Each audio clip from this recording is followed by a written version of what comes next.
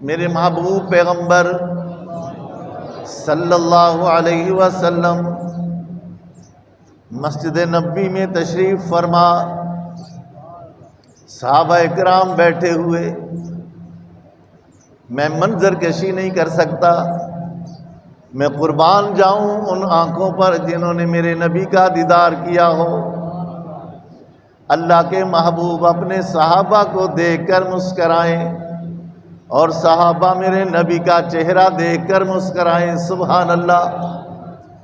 صحابہ فرماتے ہم صبح سے شام تک روزے کی حالت میں محنت مزدوری کر کے آتے، شام کو آ کر اپنے پیغمبر کا دیدار کرتے، ہم اپنی تھکاوٹ بھول جاتے، تکلیف بھول جاتے۔ آؤ نا ایمان والوں، میرے پاک پیغمبر جناب محمد الرسول اللہ صلی اللہ علیہ وسلم مسجد نبوی میں تشریف فرما، صحابہ اکرام بیٹھے ہوئے، ابھی مغرب کی اذان نہیں ہوئی۔ بعض لوگ مغرب کی اذان سے پہلے آ جاتے ہیں نا، نماز کے انتظار میں، نماز سے پہلے آیا کرو، اور جتنی دیر مسجد میں بیٹھو گے تو نماز کا ثواب ملے گا۔ اور یہ بھی ذہن میں رکھیں، نماز کا وقت ہو جائے اور امام صاحب کو تھوڑی دیر ہو جائے تو مت گھڑی کی طرف دیکھا کرو، مت گھڑی کی طرف دیکھا کرو، مت آگے پیچھے دیکھا کرو امام صاحب نہیں آئے، کیوں نہیں آئے۔ ہاں، اللہ اکبر، نماز مغرب کا وقت، آواز تو آئے گی نا۔ صحابہ کرام بیٹھے ہوئے، ایک صحابی نے عرض کیا اللہ کے محبوب، سبحان اللہ، اللہ کے محبوب، وہ فلاں صحابی فجر اور ظہر کی نماز یہاں پڑھتا ہے، عصر اور عشاء کی نماز یہاں پڑھتا ہے، لیکن مغرب کی نماز پڑھ کر جلدی چلا جاتا ہے۔ اللہ کے محبوب، معلوم نہیں کیا مسئلہ ہے۔ میرے محبوب نے فرمایا سبحان اللہ، آج اسے بٹھا لینا، آج اسے بٹھا لینا۔ اچھا جی، اذان ہو گئی، سبحان اللہ، بلال نے اذان دی۔ میں کہا کرتا ہوں اس مسجد جیسی کوئی مسجد نہیں، بلال جیسا کوئی مؤذن نہیں، محمد الرسول اللہ جیسا کوئی امام نہیں، اور صحابہ جیسے کوئی مقتدی نہیں۔ امام بھی بے مثال، مؤذن بھی بے مثال، مسجد بھی بے مثال، نمازی بھی بے مثال۔ میرے محبوب نے مغرب کی نماز پڑھائی، نماز پڑھنے کے بعد تمام صحابہ اکٹھے ہو کر بیٹھ گئے، اور یہ صحابی اٹھ کر جانے لگا، برابر والے نے چادر پکڑ لی، بیٹھ جاؤ۔ اس نے کہا مجھے نہ روکو، مجھے جانے دو، نہ روکو مجھے۔ کہنے لگے بیٹھ جاؤ، رک جاؤ نا۔ وہ کہنے لگا مجھے نہ روکو، مجھے جانے دو۔ اللہ اکبر، صحابی رسول نے کہا اللہ کے محبوب پیغمبر کا حکم ہے، محبوب کا حکم ہے، بیٹھ جاؤ۔ وہ صحابی فوراً وہیں بیٹھ گئے۔ صحابہ انہیں کہا جاتا ہے، محبوب کہیں اور وہ فوراً عمل کریں، صحابہ انہیں کہا جاتا۔ یہ نہیں کہ اچھا چلو کوئی بات نہیں میں پھر نماز میں مل لوں گا، نہیں نہیں، حکم کس کا؟ بولو۔ میں نے ایک جملہ عرض کیا تھا کچھ عرصہ پہلے کہ ہمارے جسم پر بھی ہمارا حکم نہیں چلتا، ہمارے جسم پر بھی میرے نبی کا حکم چلتا ہے۔ یاد ہے آپ کو؟ جسم میرا، حکم کس کا؟ بولو نا، جسم میرا، حکم کس کا؟ غلط ہے جو کہتا ہے کہ میرا جسم میری مرضی، نہیں، جسم میرا، حکم میرے پیغمبر کا۔ اللہ کے لاڈلے پیغمبر جمعہ کا خطبہ ارشاد فرما رہے ہیں، لوگ اوپر سے ایک دوسرے کے کندھے پھلانگ کر، میرے محبوب نے فرمایا میاں جس کو جہاں جگہ ملی بیٹھ جاؤ، بیٹھ جاؤ۔ سب بیٹھ گئے، محبوب اٹھے، صحابی دروازے کے اندر، ایک پاؤں اندر ایک پاؤں باہر۔ میرے محبوب نے فرمایا میاں اندر والا پاؤں باہر کر لو یا باہر والا پاؤں اندر کر لو۔ سیدھے ہو کر بیٹھ جاؤ، تکلیف میں بیٹھے ہو، مشقت میں بیٹھے ہو۔ وہ عرض کرنے لگا محبوب تیری آواز میرے کانوں میں پہنچے، میں اپنی تکلیف کو نہیں دیکھتا، تیرے حکم کو دیکھتا ہوں۔ اللہ اکبر۔ میرے محبوب آگے گئے، بکریوں کے باڑے میں چلے گئے، وہاں دیکھا حضرت ابو درداء رضی اللہ تعالیٰ عنہ بکریوں کے باڑے میں۔ میرے محبوب نے فرمایا ابو درداء میں نے تو مسجد والوں سے کہا تھا بیٹھ جاؤ، تو یہاں بکریوں میں بیٹھ گیا۔ ابو درداء نے جواب دیا سبحان اللہ، کسی شاعر نے کہا درد مندوں سے نہ پوچھ کہاں بیٹھ گئے، تیری محفل میں غنیمت ہے جہاں بیٹھ گئے۔ اللہ کے محبوب حکم تیرا ہو، مرضی ہم اپنی کریں، ایسا نہیں ہو سکتا۔ اللہ اکبر۔ جسم میرا اور حکم میرے پاک پیغمبر کا۔ صحابی نے کہا اللہ کے محبوب پیغمبر کا حکم ہے بیٹھ جاؤ۔ وہ صحابی بیٹھ گئے، نماز مکمل ہو گئی، صحابی قریب آ گئے۔ میرے محبوب نے اپنے صحابی کو دیکھا، پوچھا میاں کیا بات ہے، ساری نمازیں یہاں پڑھتے ہو لیکن مغرب کی نماز پڑھ کر جلدی چلے جاتے ہو، وجہ بتاؤ، کوئی پریشانی ہو تو بتاؤ تو صحیح نا۔ اس کی آنکھوں میں آنسو آ گئے، کہنے لگا اللہ کے محبوب پیغمبر کوئی بات نہیں۔ اللہ کے محبوب بولو کوئی بات نہیں۔ میرے محبوب نے فرمایا اچھا اگر کوئی بات نہیں پھر جلدی کیوں جاتے ہو؟ کوئی بات نہیں تو جلدی کیوں جاتے ہو؟ اللہ کے محبوب پیغمبر کوئی بات نہیں۔ میرے محبوب نے فرمایا بتا دو ورنہ جبریل کے ذریعہ اللہ بھی بتا دے گا، اللہ جبریل کے ذریعہ بھی بتا دے گا۔ وہ کہتا ہے اللہ کے محبوب پیغمبر مجھے بتاتے ہوئے شرم آتی ہے، مجھے اپنی غربت کا گلہ کرتے ہوئے شرم آتی ہے۔ اللہ یوں نہ کہہ دے او میرا بندہ میں تو تجھے اس حال میں رکھ کر خوش تھا، تو نے یہ میرے نبی کے سامنے گلہ کیوں کیا؟ اللہ کے لاڈلے مجھے غربت کا گلہ کرتے ہوئے شرم آتی ہے۔ میرے محبوب پیغمبر نے فرمایا بتاؤ مسئلہ کیا ہے، پریشانی کیا ہے؟ وہ صحابی عرض کرتا ہے ایمان والو توجہ کرنا، وہ صحابی عرض کرتا ہے اللہ کے محبوب پیغمبر میرے گھر میں میری بیوی ہے، ہم گھر کے اندر 2 میاں بیوی موجود، لیکن ہمارے پاس ایک ہی چادر ہے، میں ڈھانپ کر نماز کے لیے آ جاتا ہوں، سب نمازیں یہاں پڑھتا ہوں، لیکن مغرب کی نماز کا وقت چونکہ کم ہوتا ہے میں جلدی چلا جاتا ہوں، جا کر یہ چادر اتار کر اپنی بیوی کو دے دیتا ہوں، میری بیوی اپنے جسم کو ڈھانپ کر نماز پڑھتی ہے۔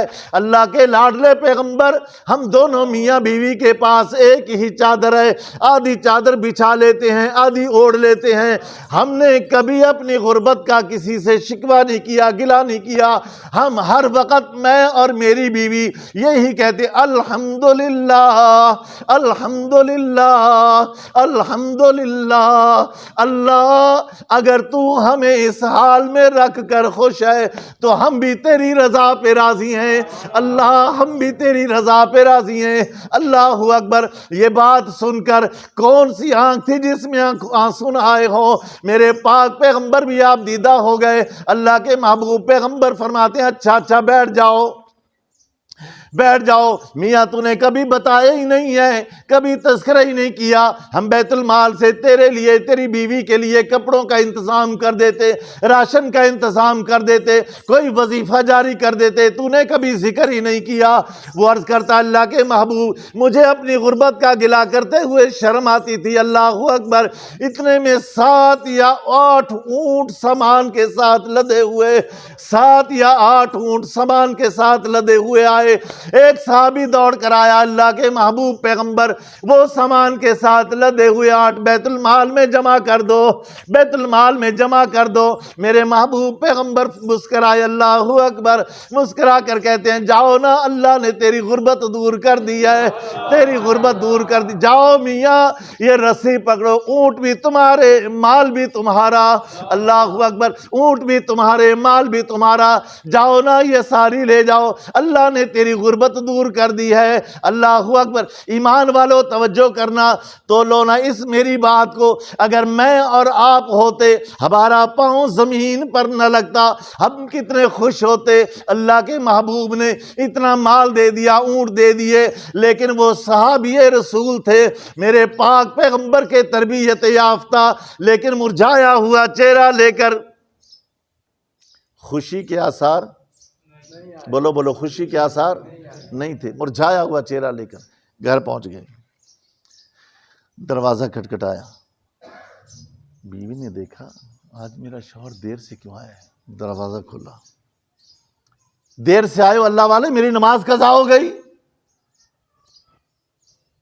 کہنے لگا آج مجھے اللہ کے نبی نے بٹھا لیا تھا، اللہ کے نبی نے بٹھا لیا تھا، اور اللہ کے نبی نے پوچھا، میں نے بات چھپانے کی بڑی کوشش کی، میرا جملہ غور سے سننا، میں نے بات چھپانے کی بہت کوشش کی، لیکن وہ شخصیت ایسی تھی کہ اس کے سامنے بات چھپائی نہیں جاتی، وہ شخصیت ہی ایسی تھی کہ اس کے سامنے بات چھپائی نہیں جا سکتی۔ اللہ جبریل کے ذریعے بتا دیتا، میں نے بتا دیا، اور دیکھ اللہ کے محبوب نے یہ سارے اونٹ اور سامان ہمیں دے دیا ہے، چلو سامان اتاریں۔